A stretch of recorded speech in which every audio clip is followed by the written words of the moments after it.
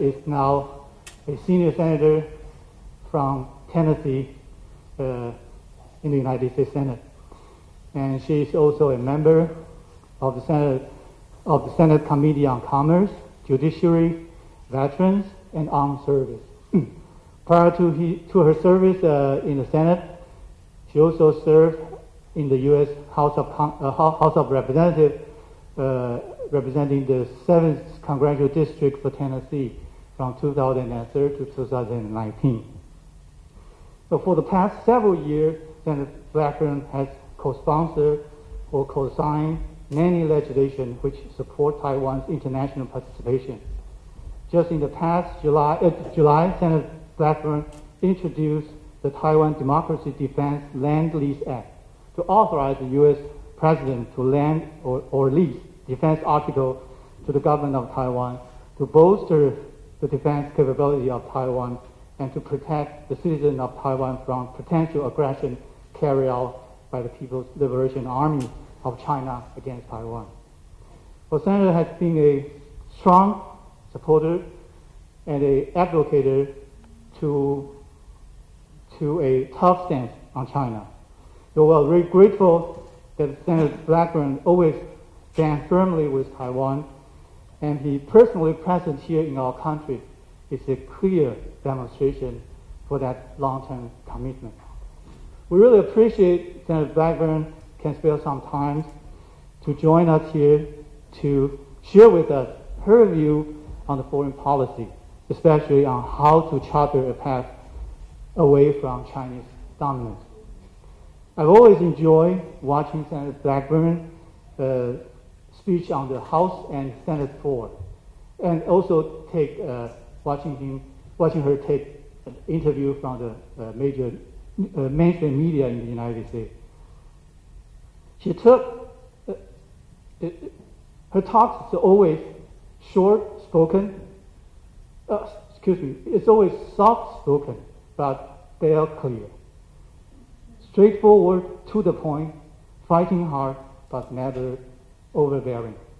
And I believe you will all agree with me after the speech. So without further ado, let me ask all of us to give a big round of applause to welcome Senator to give her remarks. Thank you, Senator.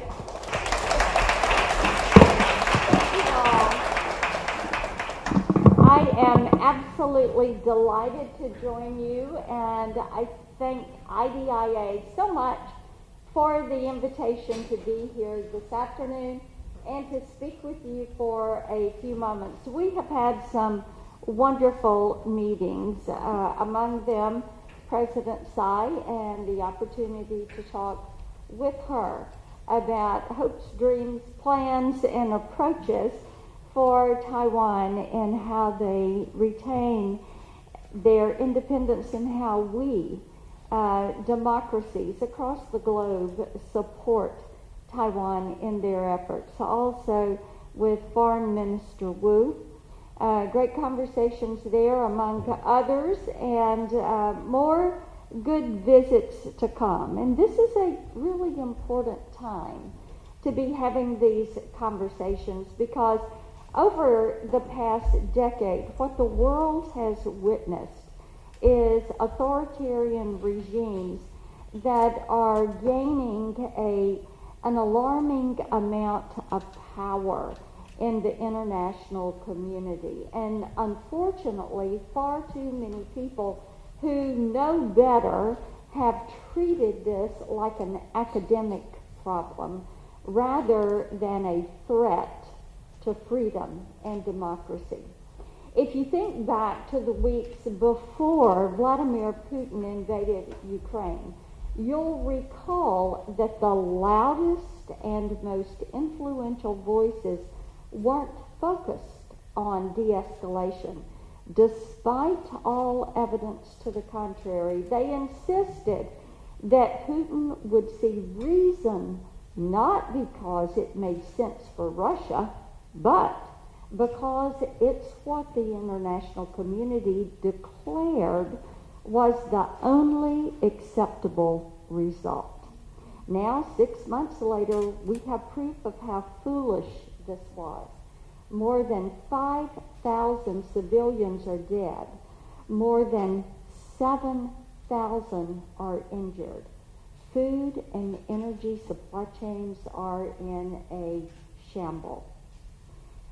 And still, far too many world leaders are relying on the same failed strategies that got us to this place, specifically because the alternative is too frightening for them to even imagine. And now, the same people who blamed Zelensky for Putin's crimes have lined up to blame anyone but Xi Jinping for the missiles that are flying toward Taiwan. Their approach is dealing with dictators that has failed us because it assumes that all global leaders, no matter who they are, can be persuaded to behave normally. But anyone who has any sense of history knows that Xi Jinping will not stop threatening the safety and security of Taiwan simply because it would be in everyone's best interest to do so.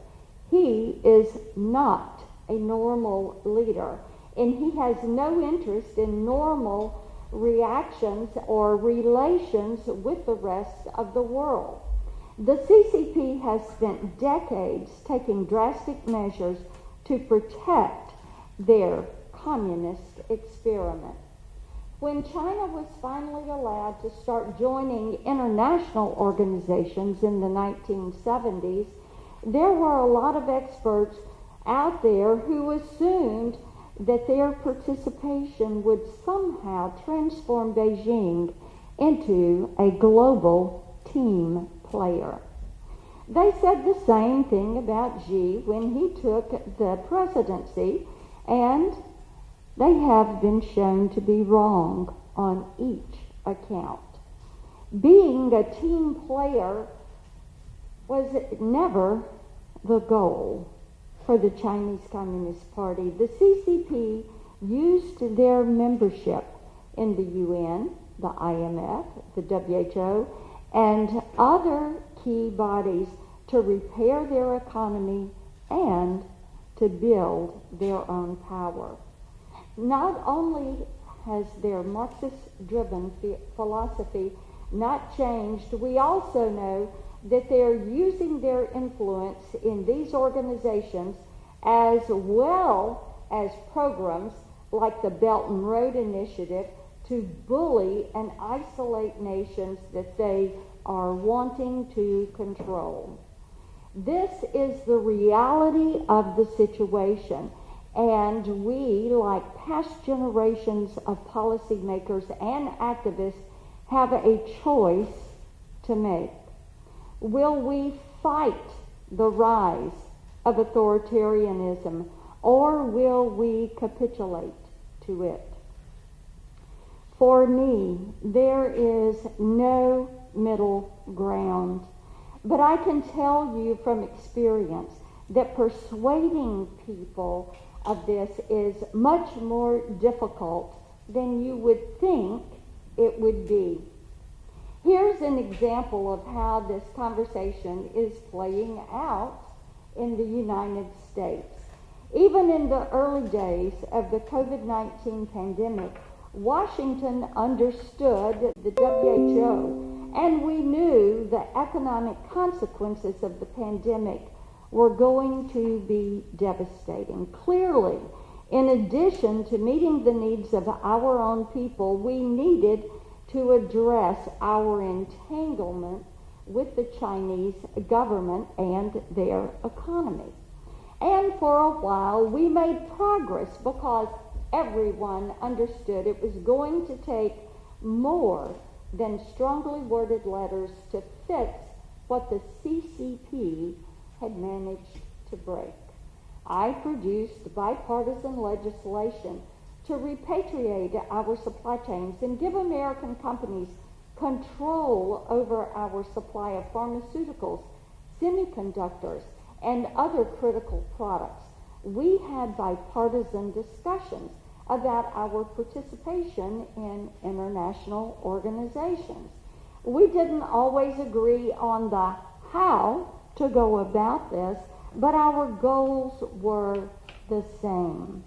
But as the weeks wore on and the pandemic died, it became increasingly clear that many of my colleagues were feeling the pressure from Beijing. Talking about the problem was one thing, but actually defying the CCP came with real Beijing would punish the United States. And so they capitulated. 2 years later, we've made almost no meaningful progress unraveling ourselves from the dangerous influences of the CCP. Too often, the most powerful people in the United States and around the world have decided to take the easier path, and in the process, they end up ignoring the root of the problem.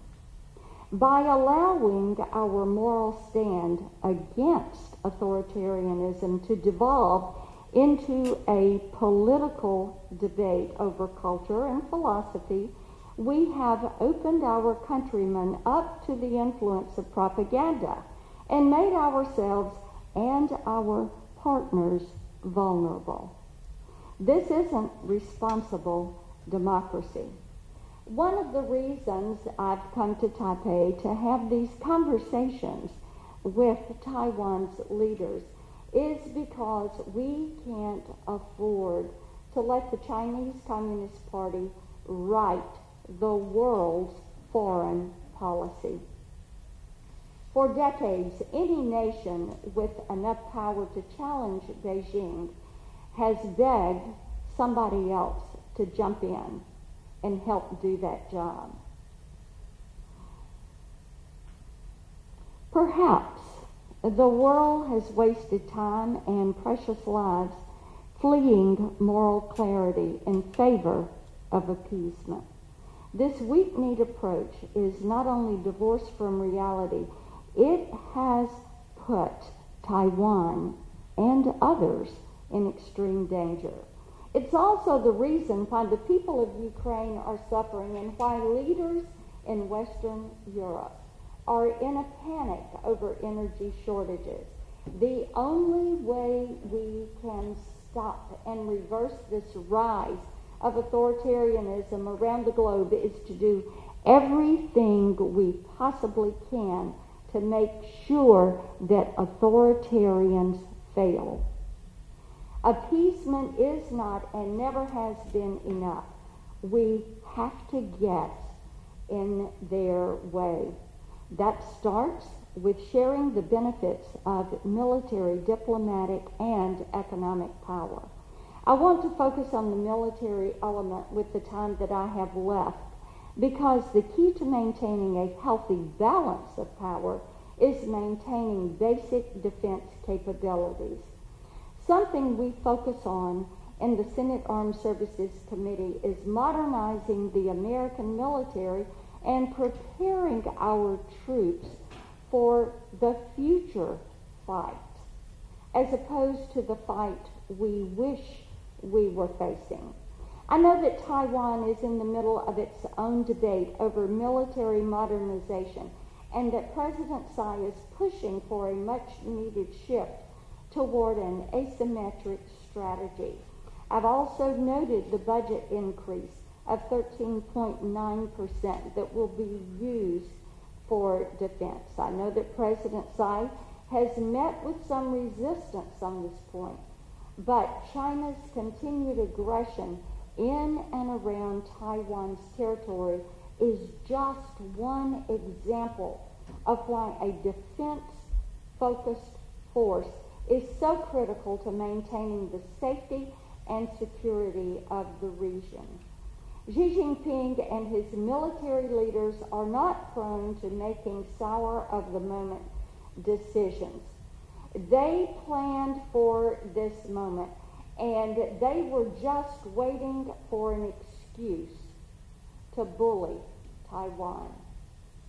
They are clearly testing Taiwan's resolve and the rest of the world's tolerance for even more imperialist violence.